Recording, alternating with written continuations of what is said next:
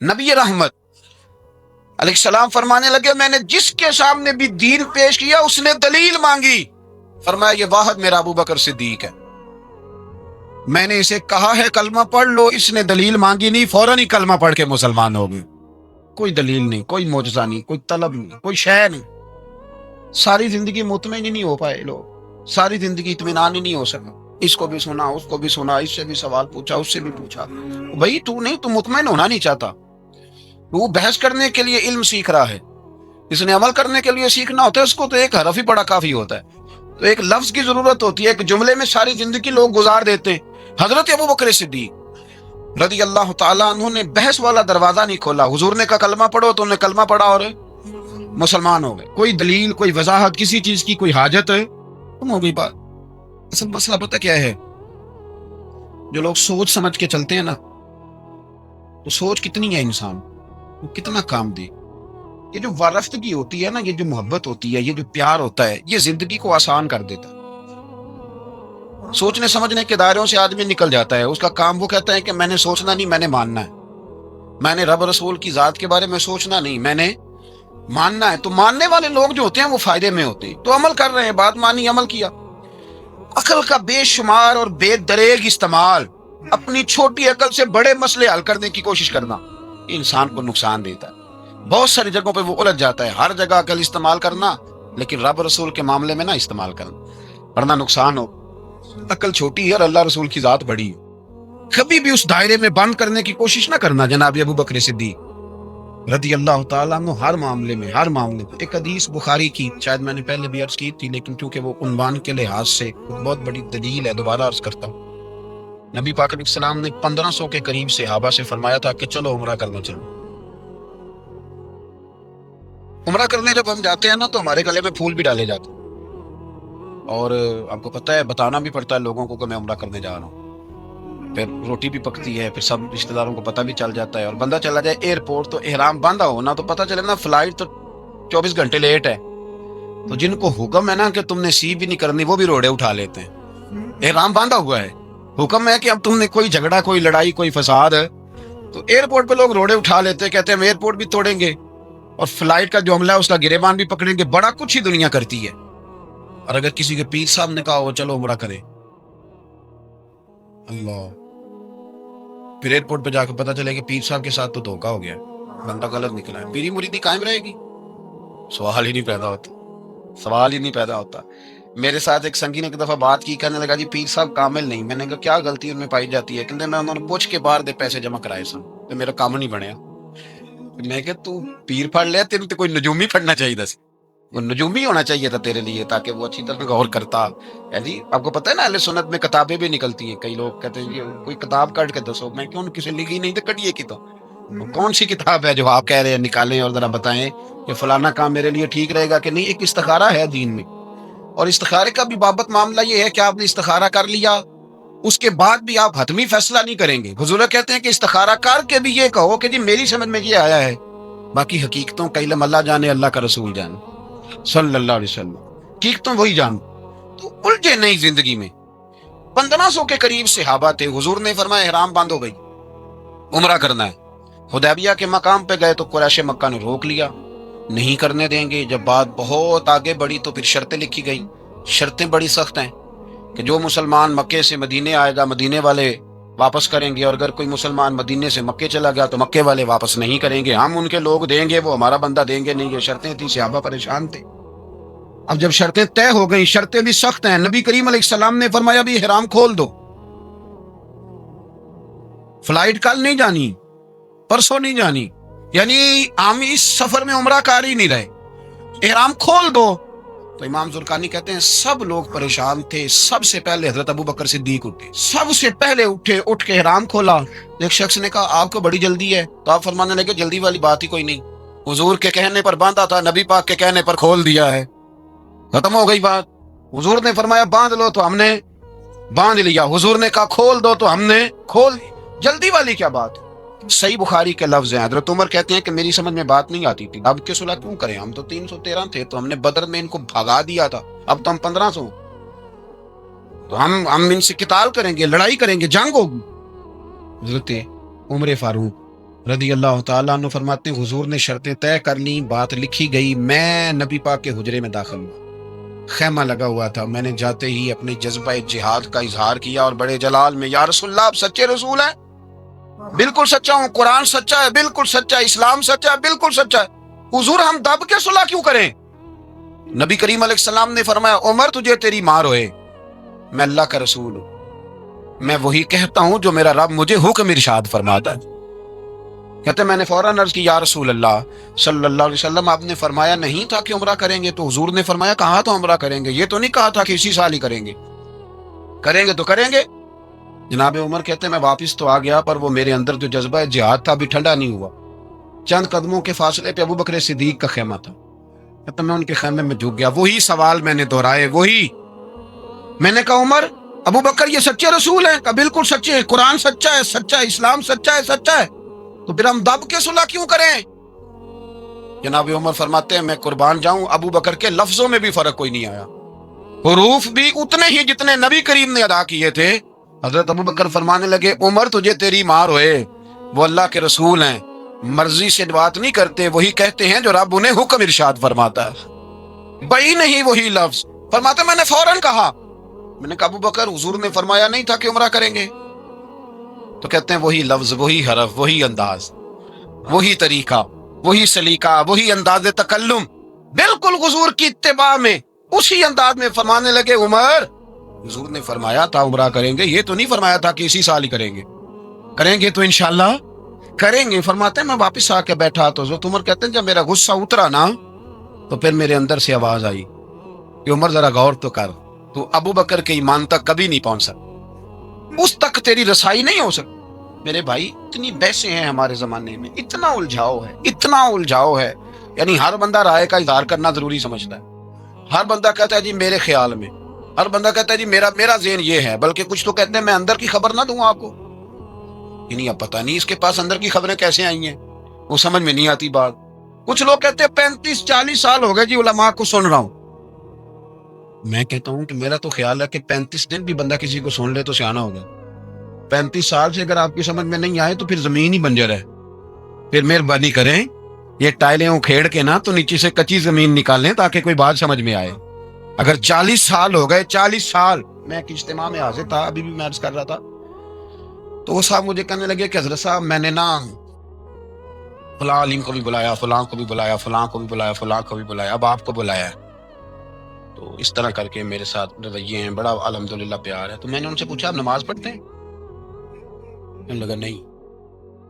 کچھ اور باتیں پوچھی تو جواب نفی میں آیا، تو میں نے کہا کہ اب آپ نے مہربانی کرنی ہے اتنے علماء کا نام نہیں لینا، کیونکہ پھر تو بزرگوں کے بارے میں لوگ شک کریں گے کہ انہوں نے اس کو دیا کیا ہے۔ تو ایک بزرگ کی بات سنتے ہیں تو کئی دنوں تک وہی ہمیں بڑا تر و تازہ رکھتی ہے، اور آپ کو اتنے عرصہ ہو گیا تو آپ نے حاصل کیا کیا ہے؟ صرف باتوں کا گورکھ دھندا، لفظوں کا ہیر پھیر، جملوں کا الٹ پلٹ کرنا، یہ زندگی ہے؟ یہ زندگی ہے صرف باتیں کیلو کال سن لی آ گئے؟ نہ اسے ذرا آگے نکلیں، عمل کب کرنا ہے میرے بھائی؟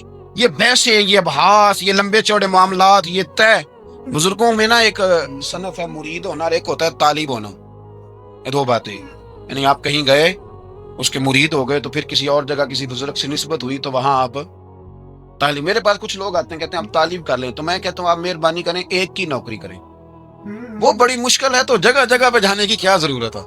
مطلب میں انکار نہیں کرتا کسی ایسی چیز کا جس کو بزرگوں نے رائج کیا، لیکن سمجھے نا، مطلب ایک کی بات پوری سنی نہیں گئی ہم سے، آپ خیر کی بات ہر جگہ سے سنیں، ہر جگہ سے، لیکن یہ صرف وہ تعلق بنانے کی کوشش کرنا کہ جس سے تھوڑا سا رابطہ بن جائے، جس سے تھوڑا سا تعلق بن جائے، جس سے تھوڑا سا نا پتہ چل جائے، اس سے نکلیں، سیکھنے کا ماحول بنائیں، اتنی عقل کے گھوڑے نہ دوڑائیں کہ عقل بھی بیچاری تھک ہی جائے اور کوئی چیز ہاتھ بھی نہ آئے، کچھ کریں، عمل کریں۔ لیکن ایک جگہ پہ میں حاضر تھا تو وہاں دستار فضیلت کا جلسہ تھا، تو ایک مولانا نے تقریر کی، جس طرح تاجر کہہ لیتا ہے نا جی میں الحمدللہ اگر کمائی کرتا ہوں تو غریبوں کو بھی دیتا ہوں، سمجھا لیا نا اپنے آپ۔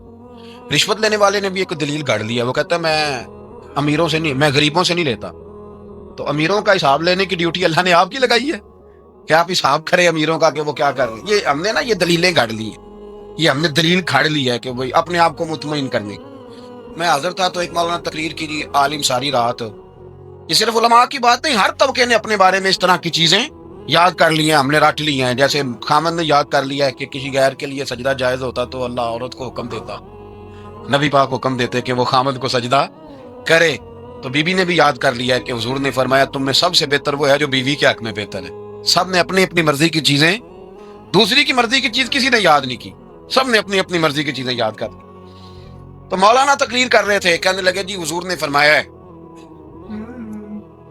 کہ عالم ساری رات سویا رہے اور عابد ساری رات عبادت کرتا رہے، درجہ پھر بھی عالم کا زیادہ۔ تو دوسرے آئے، انہوں نے بھی اسی حدیث پہ بات کی، تیسرے آئے تو انہوں نے بھی اسی حدیث پہ بات کی، تو میرا نمبر آیا تو میں نے کہا جی یہ جو حدیث آپ سنا رہے ہیں نا، یہ حدیث بالکل ٹھیک ہے، بالکل ٹھیک ہے کہ عالم ساری رات عشاء پڑھ کے سوئے، فجر کے وقت اٹھ کے فجر پڑھے، اور عابد ساری رات نماز پڑھے تو درجہ پھر بھی عالم کا زیادہ ہے۔ بالکل ایسے ہی ہے، بلکہ ایک حدیث میں تو یہ ہے کہ 70 عابد بھی عبادت کریں اور عالم سویا رہے، تو ان 70 سے سونے والے عالم کا درجہ، یہ بات بالکل ٹھیک ہے، لیکن میں نے کہا اس کا بھی خیال رکھو کہ یہ حدیث غوث پاک کو بھی آتی تھی، یہ غوث پاک کو بھی آتی تھی حدیث، اور بڑے عالم تھے، پر وہ تو عشاء پڑھ کے مصلی پہ بیٹھتے تھے اور فجر تک مصلی پہ بیٹھے رہتے تھے، حالانکہ یہ حدیث انہیں بھی آتی تھی، یہ حدیث خواجہ معین الدین چشتی کو بھی آتی تھی، اور وہ بڑے عالم تھے، لیکن اس کے باوجود وہ عشاء پڑھتے تھے اور فجر تک مصلی پر بیٹھے رہتے تھے۔ حضرت عثمان غنی سے بڑا عالم تو کوئی نہیں نہ ہوگا اس زمانے میں، حضرت عثمان غنی رضی اللہ تعالیٰ عنہ جیسا شخص تو کوئی نہیں نہ ہوگا، پر وہ عشاء کے بعد قرآن پاک پڑھنا شروع کرتے تھے اور فجر سے پہلے پہلے قرآن پاک ختم کر لیا کرو۔ وہ دلیلیں صرف بحث کے لیے یاد نہ کریں، اپنے آپ کو بچانے کے لیے یاد نہ کریں، اپنے وجود کو سکون دینے کے لیے دلائل نہ یاد کریں، میں دین کے کس دائرے سے کس طرح بچ کے نکل سکتا ہوں اس کے لیے دلائل یاد نہ کریں، عمل کے رستے پہ آئیں، عمل کے رستے پر۔ جناب ابو بکر صدیق اللہ تعالیٰ عنہ کا کمال یہ ہے، زکوٰۃ کتنے فیصد دینی چاہیے؟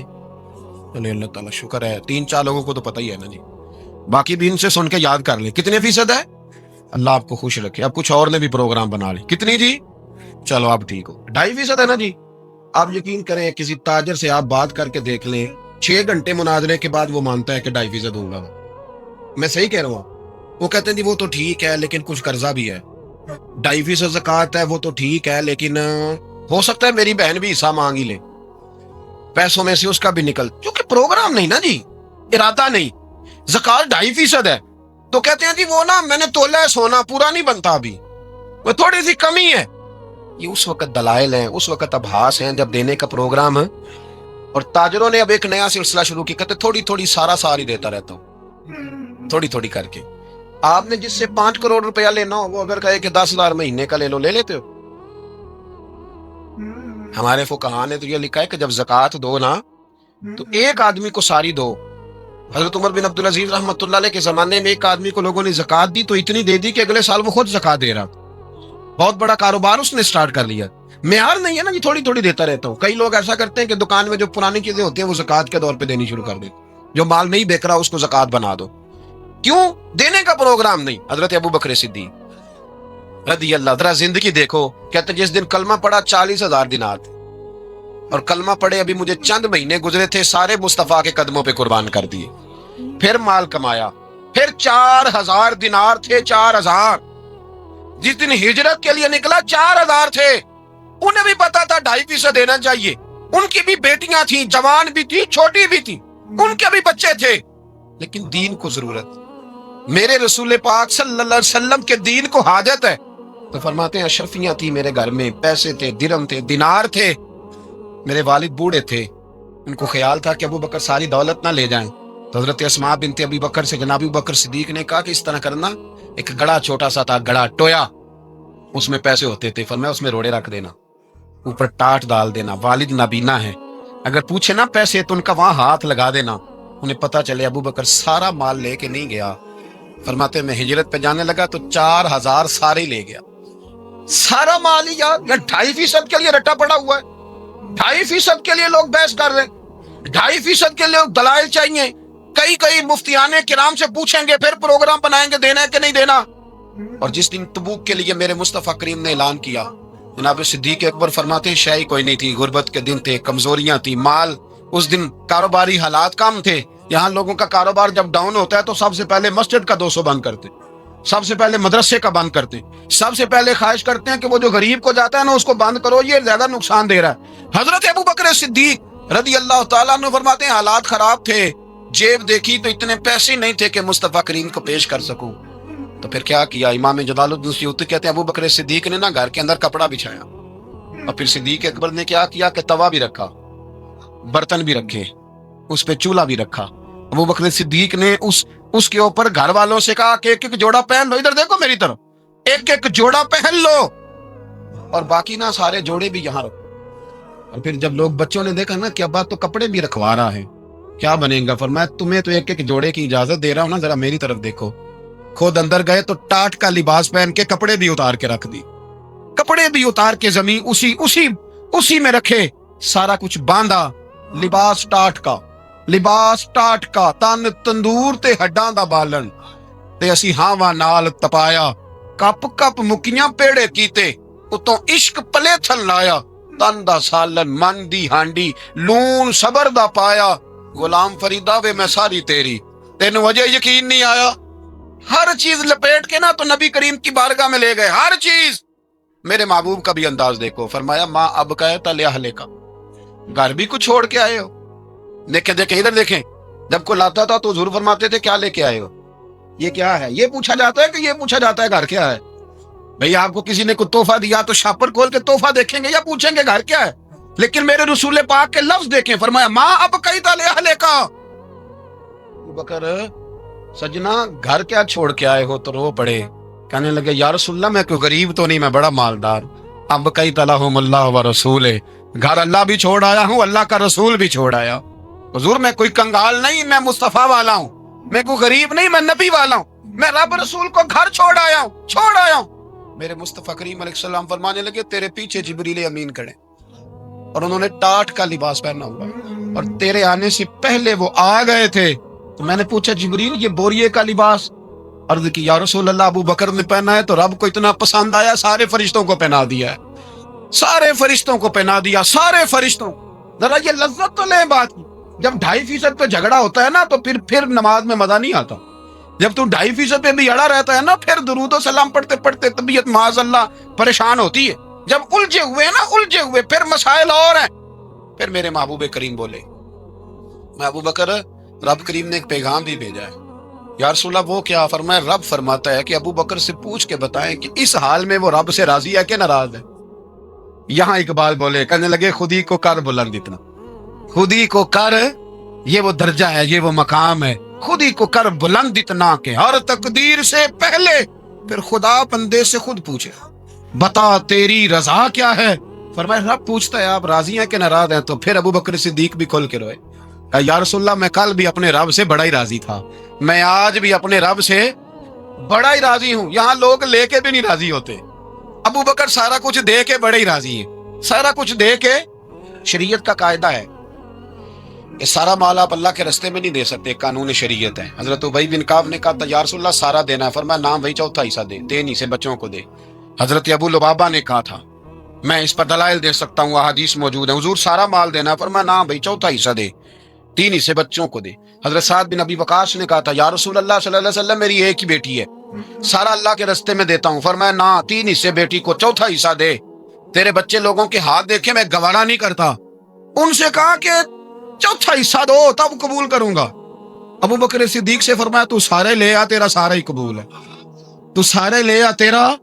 और एक लफ्ज हदीस में ऐसा है, आप यकीन करें, गुलाम हूं किसी फकीर का, तो जब मैं उसको पढ़ता हूं ना तो आपे से बात बाहर निकल जाती है। हुजूर का एक फरमान है, जब उस पर तवज्जो आती है ना तो मतलब ये कि लफ्ज जो है ना वो टूट जाते हैं, बिखर जाते, और दिल कहता है कि नहीं ये जो है ना ये मिराज है, ये असल है, ये हकीकत है। वो तिरमिज़ी के लफ्ज है, पर आप यकीन करें कि लगता यह है कि दुनिया मोहब्बत सारी सिमट गई इसमें। नबी करीम अलैहिस्सलाम फरमाने लगे मुझे किसी के माल ने इतना नफा ही नहीं दिया जितना अबू बकर सिद्दीक के माल ने दिया। और फिर अगले लफ्ज ऐसे हैं कि रूह वजद करती है। मेरे करीम महबूब फरमाने लगे जिसका भी माल आया मैंने बेगाना समझ के खर्च किया है, और जब अबू बकर का आया है तो मैंने अपना समझ के खर्च किया, मैंने अपना समझ के। मुझे पता है ये शिकवा नहीं करेगा, ये शिकायत, यानी इसको सारा भी तरोड़ मरोड़ लूंगा तो इसके लफ्जों पर कभी हरफ। और यार कुछ लोग होते हैं जो 10 देते हैं तो 20 जगह बताते हैं, जो खाना खिलाते हैं तो जिक्र करते हैं, फरमाया इसका माल मेरा माल है, मेरा। اس کو سارا توڑ کے کھا بھی جائیں گے تو یہ شکوہ نہیں کرے گا، یہ سارا میرا اپنا ہے۔ حضرت ابوبکر صدیق فوراً بول پڑے، عرض کی حضور جب میں آپ کا ہوں تو مال بھی تو آپ کا ہی ہے نا۔ یا رسول اللہ جب میں نے اپنا آپ نہیں بچا کے رکھا تو پھر مال۔ حضرت مولانا معین الفاظ کاشفی نے لکھا ہے، اچھا کئی دفعہ ایسے ہوتا ہے میں بات کوئی اور بیان کرنا چاہتا ہوں تو شروع معاملہ کسی اور طرف نکل جاتا ہے۔ مولانا معین الفاظ کاشفی نے لکھا ہے کہ وہ جو سانپ تھا نا غار ثور میں، وہ 600 سال سے بیٹھا ہوا۔ حضرت عیسیٰ علیہ السلام ایک دن پڑھ رہے تھے انجیل، تو آپ نے نبی پاک کا تذکرہ پڑھا، اس سانپ نے سن لیا۔ تو حضرت عیسیٰ سے کہنے لگا حضور یہ بتائیں کہ وہ نبی پاک ملیں گے کہاں؟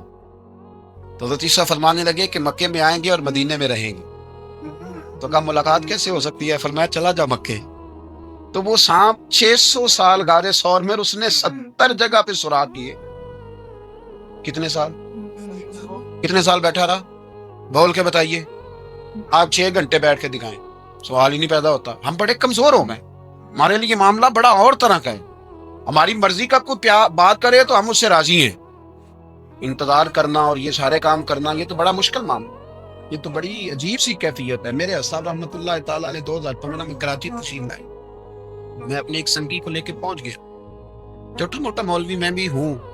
صبح میں 7 بجے کے 8 بجے وہاں پہنچ گئے، حضرت آرام فرما رہے تھے، نمازیں انہوں نے اندر ادا فرمائی ساری، ظہر بھی ہوئی، پھر عصر بھی ہوئی، پھر مغرب بھی ہوئی، پھر عشاء بھی ہوئی۔ عشاء کے بعد وہ سنگی ہم سے کہنے لگے کہ آپ کتنا انتظار کریں گے؟ تو میں نے کہا کہ انتظار تو کرتا ہے بڑا آدمی، بڑے لوگ انتظار کرتے ہیں، تو چھوٹے لوگ تو اطاعت کرتے ہیں، ہم چھوٹے ہیں تو ان کی مہربانی نہیں ہے، اگر زیارت ہو جائے تو تب بھی ٹھیک ہے، اگر وہ کہیں نہیں ملنا۔ میرے سنگی ساتھ موجود، صبح شاہ کے بعد نہیں انہیں ملنا تو پھر وہ آسم بولنے تے ہوتی مہربانی نہیں تو اساں تے لاڑ ہی لڑاؤ میں کہ مہربانی ہے، اگر بات ہو جائے تو ٹھیک ہے ورنہ کوئی معاملہ۔ عشاء کی نماز کے بعد انہوں نے ہمیں یہ کہا کہ پیغام آیا کہ محفل میں جہاں حضرت جا رہے ہیں وہیں ملاقات ہو۔ تو ہم نے کہا یہ بھی بڑی نعمت، جلوہ دیکھنا بھی بہت بڑی سعادت ہے، اس لیے کہ ہمیں پتہ ہے کہ وہ کیفیت کیا ہے، رنگ کیا، ان کا انداز کیا۔ پیچھے جا کے بیٹھ گئے تو پھر ان کا حکم آیا کہ اس کو پودر آ گیا۔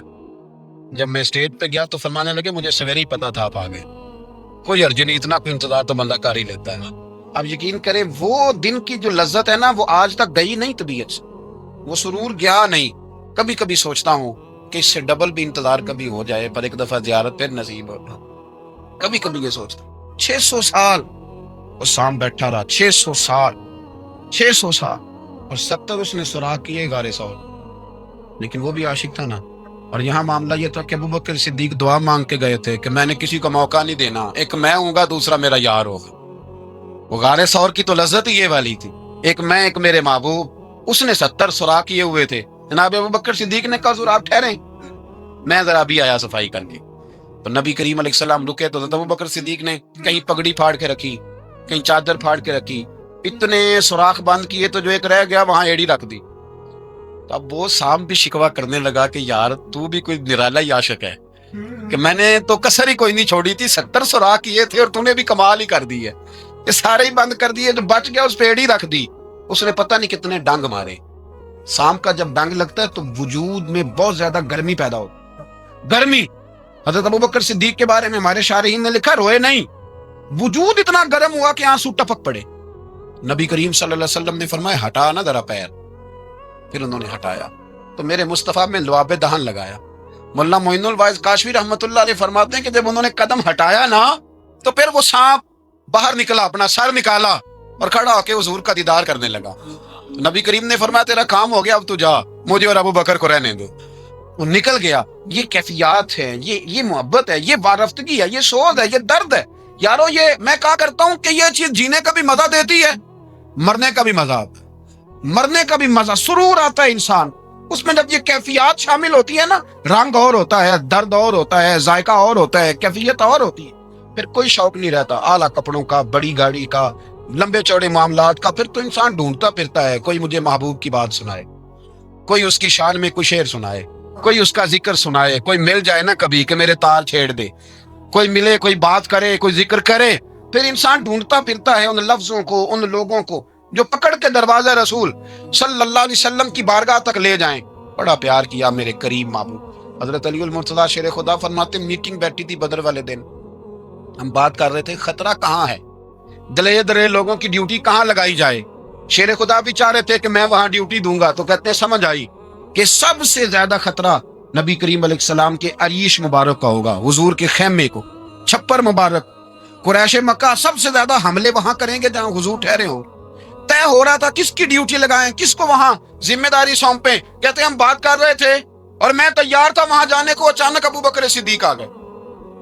کیا باتیں ہو رہی ہیں؟ تو ہم نے کہا جناب ہم پروگرام بنا رہے ہیں کہ وہاں ڈیوٹی کس نے کرنی ہے. تو فرمانے لگے یہ کرنے والی بات ہی کوئی نہیں, میں نے تو عرض کر بھی دیا نبی پاک کی بارگاہ میں کہ یا رسول اللہ یہاں ڈیوٹی میں ہی کروں گا. تو حضرت ابو دردہ رضی اللہ تعالیٰ عنہ عرض کرنے لگے حضرت ابو بکر صدیق سے کہ حضور آپ کے ساتھ کون ڈیوٹی کرے گا؟ فرمانے لگے کسی کی بھی ضرورت نہیں, کوئی ماں نے لال جنا ہی نہیں, کوئی جنا ہی نہیں ماں نے لال جو ابو بکر کے ہوتے ہوئے نبی پاک تک پہنچ جائے, کسی کی ضرورت ہی نہیں. میں اکیلا کافی ہوں مصطفیٰ کریم کے خیمے کا پہرا دینے کے. یہ اعزاز, یہ شان, یہ لطافت. اور میرے نبی کریم علیہ السلام نے بھی پر حضرت ابو بکر کو چاہا تو کمال ہی کر دیا, چاہا تو کمال ہی کمال ہو گئی. حضرت ابو دردہ کہتے ہیں ایک دن حضور علیہ السلام نے مجھے فرمایا ابو دردہ یہ تو نے آج کیا کیا ہے؟ حضور کیا ہوا؟ فرمایا آج تو گلی میں چل رہا تھا اور ابو بکر صدیق کے آگے آگے چل رہا تھا, گلی میں ابو بکر کے آگے آگے چل رہا تھا. یا رسول اللہ صلی اللہ علیہ وسلم کیا ہوا؟ فرمایا نہ کسی پہ سورج طلوع ہوا نہ غروب ہوا جو میرے ابو بکر سے افضل ہو, خبردار اس کے آگے نہیں چلنا, ابو بکر صدیق کو کمر نہ ہونا چاہیے. شاہ ولی اللہ صاحب نے ایک بات لکھی ہے, بڑی نرالی ہے, وہ بھی بڑی نرالی. مثل تعویذ ہوتے ہیں نا کچھ لوگ, جب بھی ملتے ہیں شفا ہوتی. بڑی شاندار عجیب بات لکھی ہے. حضور صلی اللہ علیہ وسلم نے ایک دن فرمایا کہ وقفے سے ملا کرو محبت بڑھتی. یہ حضور کا فرمان, وقفے سے ملا کرو محبت بڑھتی ہے. قدر کھو دیتا ہے نا ہر روز کا آنا جانا, اور بڑی دلچسپ ہوتی ہیں بے ترتیب ملاقات. تو کہا کہ وقفے سے ملا کرو. حضرت ابو ہریرہ بھی تھے, دیگر لوگ بھی تھے, حضور نے فرما دیا. حضرت ابو بکر صدیق بھی سن رہے تھے. زور کی نماز پڑھی گھر چلے گئے, عصر پڑھی تو گھر چلے گئے, مغرب پڑھی تو گھر چلے گئے. حضرت انس بن مالک رضی اللہ تعالیٰ عنہ کہتے ہیں 3 دفعہ حضور نے پوچھا ابو بکر نہیں آئے, ابو بکر نہیں آئے, ابو بکر نے کہتے 3 دفعہ پوچھا. تو میں پھر پہنچ گیا, میں نے کہا ابو بکر 3 دفعہ حضور نے پوچھ لیا کہ ابو بکر نہیں آئے, ابو بکر نہیں آئے. تو جناب صدیق ایک پر دوڑے, حضور حکم. پر میں کہاں تھے صبح سے؟ اور کہ یا رسول اللہ آپ نے تو فرمایا تھا وقفے سے ملا کرو محبت بڑھتی ہے. تو محبوب فرمانے لگے تمہیں تھوڑی کہا تھا, تمہیں تھوڑی کہا تھا, تو نہ جایا کر یار, تو رہا کر. تو رہتا ہے تو دل جمع رہتا ہے, تو یہاں موجود ہوتا ہے تو دل. اب یقین کریں کچھ لوگ ایسے ہوتے ہیں جن کے بارے میں دل کرتا ہی نہیں, بندہ خرید کے پاس رکھ, ان کو خرید لے, یہ یہیں رہیں, یہ جائیں نہ. اس لیے کہ ان کا لب و لہجہ اور ہوتا ہے, ان کا طرز حیات اور ہوتا ہے, طرز غلامی اور ہوتا ہے, طرز فرما برداری اور ہوتا ہے, انداز اور ہوتا ہے. فرمایا تو نہ جایا کر, یہی رہا کر. اور میرے محبوب نے فرمایا ابو بکر تو صرف میرا غار میں ہی ساتھی نہیں, قیامت میں جب میں حوض کوثر تقسیم کروں گا تب بھی تو میرے پاس ہی بیٹھا ہو. قیامت کے دن حوض کوثر کی تقسیم میں بھی تو میرے ساتھ ہی ہوگا میرے نبی کریم. اور ایک بات اور سن لے جاتے جاتے, کچھ لوگ ساتھ بڑا رہتے ہیں پر بات کم کم مانتے. کہتے ہیں میں جھاڑو جو دیتا ہوں آستانے, مجھے وظیفہ پڑھنے کی کیا ضرورت, میں وہاں ہر وقت حاضر جو رہتا ہوں, مجھے کیا ضرورت ہے شجرہ پڑھنے کی, مجھے کیا ضرورت ہے ان کی بات سننے کی, میں وہاں رہتا جو, اتنا ہی کافی ہے. حضرت ابو بکر صدیق نے نوکری بھی کھول کے کی اور نبی پاک کی بات بھی کھول کے مان, جو حضور نے کہہ دیا انہوں نے کر دیا. یہاں تو لوگ سوچتے ہیں نا, سمجھتے ہیں, غور کرتے ہیں, کہتے ہیں میں وہیں ہوتا ہوں, میرے پر نسبت ہے وہی کافی ہے. مجمع لگا ہے صحابہ کا, نبی پاک علیہ السلام نے فرمایا ابھی آج روزہ کس نے رکھا ہے؟ سب چپ کر گئے. حضور نے دوبارہ پوچھا تو جناب صدیق اکبر بولے, عرض کی حضور آپ حکم نہ دیتے تو میں نہ بتاتا, یہ اللہ نے آج مجھے توفیق عطا فرمائی. تو حضور علیہ السلام نے فرمایا آج جنازے میں کس نے شرکت کی؟ لوگ خاموش. تو حضور علیہ السلام نے دوبارہ پوچھا, عرض کی حضور آپ حکم نہ دیتے تو نہ بتاتا, یہ اللہ نے توفیق مجھے عطا فرمائی. فرمایا آج کس نے مسکین کو کھانا کھلایا ہے؟ عرض کی یا رسول اللہ صلی اللہ علیہ وسلم حکم نہ دیتے تو نہ بتاتا, یہ اللہ نے مجھے توفیق عطا فرمائی. فرمایا کس نے آج لوگوں کو دین کی دعوت دی, اسلام کی طرف بلایا, پیغام دیا, کون ہے؟ عرض کی حضور اگر آپ حکم نہ دیتے تو میں نہ بتاتا, یہ بھی خدمت اللہ نے مجھے عطا فرمائی ہے. تو نبی کریم علیہ السلام نے فرمایا ابو بکر سن, قیامت کے دن ایک دروازہ جنت میں ایسا ہوگا جہاں سے صرف روزے دار گزریں گے, ایک ایسا ہوگا جس سے صرف نمازی گزریں گے, ایک ایسا ہوگا جس سے صرف حاجی گزریں گے, ایک سے سخاوت کرنے والے گزریں گے. لیکن جب تو آئے گا نا تو جنت کے ہر دروازے سے آواز آئے گی کہ ادھر سے داخل ہو جا, ادھر سے ہر دروازے سے آواز آئے گی، اس لیے کہ مجموعی طور پر عمل کیا زندگی میں، مجموعی طور پر، اور اپنے لب و لین اتنی نوکری کی حضرت صدیق اکبر، اتنی نوکری، کسی جگہ بھی کوئی دعویٰ نہیں۔ حضور نے بڑا فرمایا ہے کہ ابو بکر نے بڑی نیکیاں کی اسلام کے ساتھ، جناب صدیق اکبر کا کوئی دعویٰ نظر ہے؟ یہ وہ مزیدار شخص تھا جس نے کبھی حضور سے دعا کے لیے بھی نہیں کہا، دعا کی تکلیف بھی کبھی نہیں دی، وہ ہاتھ اٹھانے پڑیں گے، لفظ ادا کرنے پڑیں گے، یہ تکلیف بھی نہیں دی۔ علامہ یوسف نبہانی علیہ رحمہ نے لکھا ہے کہ ایک دن حضرت صدیق اکبر نے سیدہ عائشہ صدیقہ سے کہا جس دن حضور کا موڈ مبارک، طبیعت مبارک بڑی اچھی دیکھو نا تو میری بخشش کی دعا کرا دے۔ سید عائشہ صدیقہ سے کہا، کوئی لفظ نہیں ادا، لوگوں کو لاتے، حضرت عثمان غنی نے تبلیغ پہ کلمہ پڑھا، حضرت طلحہ نے، حضرت زبیر نے، لوگوں کو لاتے اور لا کے نا انہیں آگے بٹھاتے، خود پیچھے بیٹھنا، پیچھے۔ میرے بھائی دعا کے لیے بھی کبھی نہیں کہا، یہ وہ وفا ہے جس وفا کا دنیا میں کہیں بھی کوئی جواب موجود ہے۔ اپنے آپ کو مرتب کرے۔ ہم لوگ بڑی بے ترتیب زندگی گزارتے ہیں۔ وہ ڈنگ ٹپاؤ پالیسی ہے کہ آج تھوڑا بہت کر لیں، اپنے آپ کو راضی کر لیں، جس طرح بچے کہتے ہیں کہ چلو آج کسی طریقے چھٹی کر لینا، آج کا دن تو گزرے، کل سکول کا ٹائم آئے گا تو دیکھی جائے گی۔ اس طرح نہ کریں، مرتب کریں اپنے آپ کو، اپنے آپ میں ترتیب دیں۔ ساری زندگی سامنے والے کی اخلاقیات ٹھیک کرتے اگر گزر جائے تو اپنا معاملہ رہ جاتا۔ اچھی سوچ، اچھا رویہ، وفاداری والی زندگی۔ میں نے ایک جملہ کہا ہے، اگر آپ کی سمجھ میں آیا ہو، کہ اگر یہ عشق، یہ وارفتگی، یہ پیار، یہ وفا پیدا ہو تو جینے کا بھی مزہ آتا ہے اور مرنے کا بھی مزہ، پھر جینا مرنا بڑا لذت اور ذائقے والا ہو جاتا ہے۔ دعا ہے اللہ ہمیں ان کے فیض سے فیض یاب فرمائے۔ آخر دعوانا الحمد۔ ایک غریب آدمی بدو رات کے وقت، وہ کہیں بیچارہ صبح سے چلا تھا، مدینے پہنچتے اسے رات ہو گئی۔ اس نے ڈرتے ہوئے نا خیمہ باہر لگا لیا، جہاں رات ہوئی نا، آدھی رات کو 1-2 بجے سمجھ لے پہنچا مدینے، تو اس نے باہر نے خیمہ لگا لیا۔ بیوی اس کی امید سے تھی، بچے کی ولادت کا وقت قریب آ گیا، بیمار ہو گئی، اس نے خیمہ لگایا، بیوی اندر ہے۔ حضرت عمر فاروق گشت پہ تھے رات کو، ساتھ ایک غلام تھا۔ حضرت عمر فاروق رضی اللہ تعالیٰ عنہ کہنے لگے وہ آگ جل رہی ہے تھوڑی سی، پتہ کرو کون ہے۔ تو آپ کا غلام پتہ کرنے گیا تو بدو نے ڈانٹ دیا، کہنے لگے جاؤ، تمہیں کیوں بتاؤں۔ حضرت عمر خود گئے، کہنے لگے مسافر بھائی بتا تو صحیح۔ کہنے لگا جی چھوڑے، میں آپ کو کیوں بتاؤں، میں کون ہوں، کیسے آیا ہوں۔ فرمایا خیمے کے اندر سے کراہنے کی آواز آتی، کوئی درد سے چیخ رہا ہے، بتا ہمیں بات کیا ہے۔ کہنے لگا جی میں فلاں بستی فلاں علاقے کا ایک غریب ہوں، امیر المومنین عمر فاروق سے ملنے آیا ہوں، اور رات ہو گئی ہے تو یہاں خیمہ لگایا ہے، صبح میں ان سے مل کے چلا جاؤں گا۔ تو رات کو تکلیف دینا پسند نہیں کیا، تو میری بیوی امید سے تھی، اب بچے کی ولادت کا وقت قریب ہے، پاس کوئی نہیں۔ حضرت عمر کہنے لگے تو ٹھہر، میں ابھی آیا۔ چہرے پہ نقاب، اسے بتایا نہیں میں ہی امیر المومنین۔ عمر دوڑے گئے، اپنی زوجہ سے کہنے لگے اگر تجھے بہت بڑا اجر مل رہا ہو تو حاصل کرے گی؟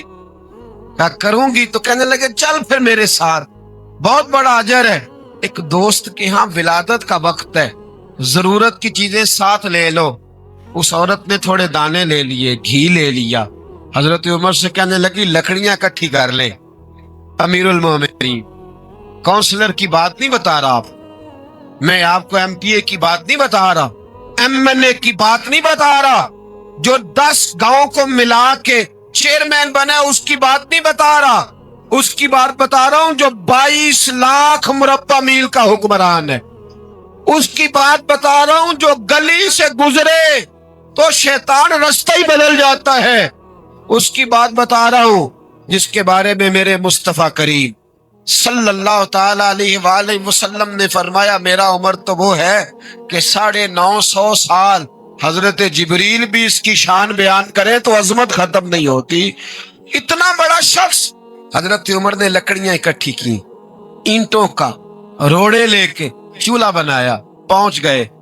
آپ کی زوجہ کہنے لگی یہ تھوڑے دانے ڈالنے، گھی ڈالنے اور ایک لکڑی لے کے اس کو ہلائیں، تیار کریں۔ خود زوجہ اندر چلی گئی، حضرت عمر بار پکانے لگے۔ وہ بدو کہتا ہے میں اس طرح کا ان کے ساتھ بہیو کرنے لگا جیسے کو کسی چوکیدار کے ساتھ نہیں کرتا۔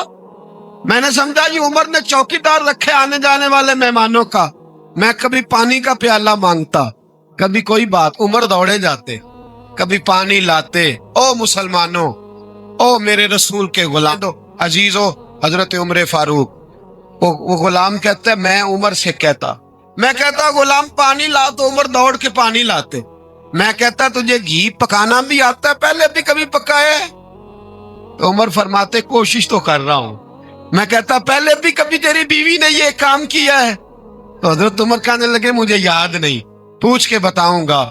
کہتے کیا رنگ تھا, کیا انداز تھا, کیا مصطفیٰ کی تربیت تھی, کیا انداز حضور نے سکھائے غلاموں کو.